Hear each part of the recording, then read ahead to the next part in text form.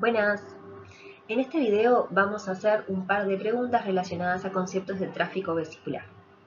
En el primer planteo nos dicen, el siguiente esquema ilustra el transporte vesicular entre un compartimento dador y otro aceptador.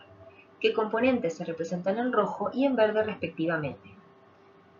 Acá tenemos en rojo son estos puntitos que están adentro de los compartimentos y en verde son estas barritas que vemos acá.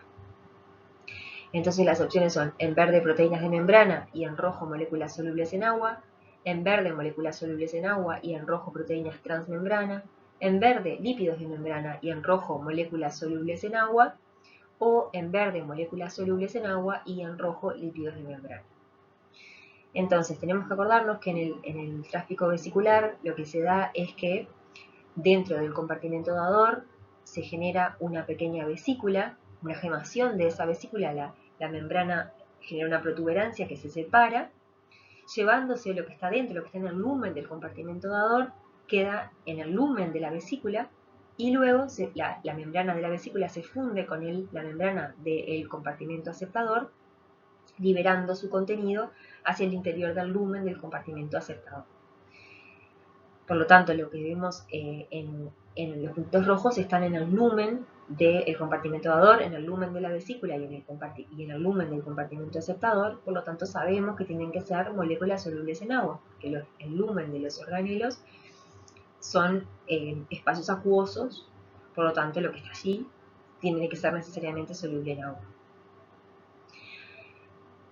Por otro lado, lo que vemos en verde, vemos que es alguna molécula que atraviesa la membrana, que está anclada a la membrana y la atraviesa, y a su vez tenemos un dominio que está hacia el exterior de los compartimentos y al exterior de las vesículas, o sea que está dando al citosol, y tenemos otro dominio que está dando al lumen, tanto del compartimento dador, de la vesícula y del compartimento aceptador. Y vemos que la disposición de esos dominios no cambia. El cuadradito está hacia el lado del citosol, tanto en el compartimento dador, el cuadradito está hacia el citosol en la vesícula y también está hacia el citosol en el compartimento aceptador. Lo mismo sucede con el dominio que está hacia el lumen. El redondel está hacia el lumen, aquí lo mismo y aquí lo mismo. O sea que no hay un cambio en la disposición de esa molécula mientras se da el tráfico vesicular. Entonces, teniendo todo esto en consideración, lo que podemos ver es que en rojo tienen que ser moléculas solubles en agua y en verde son proteínas de membrana, porque son esas proteínas ancladas a la membrana que no cambian su ubicación durante el tráfico vesicular.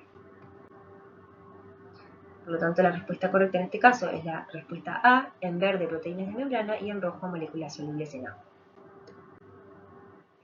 En la siguiente pregunta nos dicen cuántas membranas debe cruzar una proteína soluble en agua para moverse del lumen del retículo endoplasmático al lumen de un lisosoma por tráfico vesicular. Entonces, en este caso, teniendo en cuenta el mismo esquema que vimos antes, tenemos las moléculas solubles en agua en el lumen y lo que sabemos que el tráfico vesicular se genera esa separación de la membrana en una vesícula, llevándose el contenido del compartimento dador y fundiéndose con el compartimento aceptador, pero esas moléculas solubles en agua no tienen que atravesar ninguna membrana, simplemente se genera la vesícula se funde en el nuevo compartimento y no hay un transporte transmembrana de ellas para llegar de un lugar a otro. Por lo tanto, la respuesta correcta es ninguna. ¿Cuántas membranas tiene que atravesar? Si es por tráfico vesicular, no atraviesan ninguna membrana.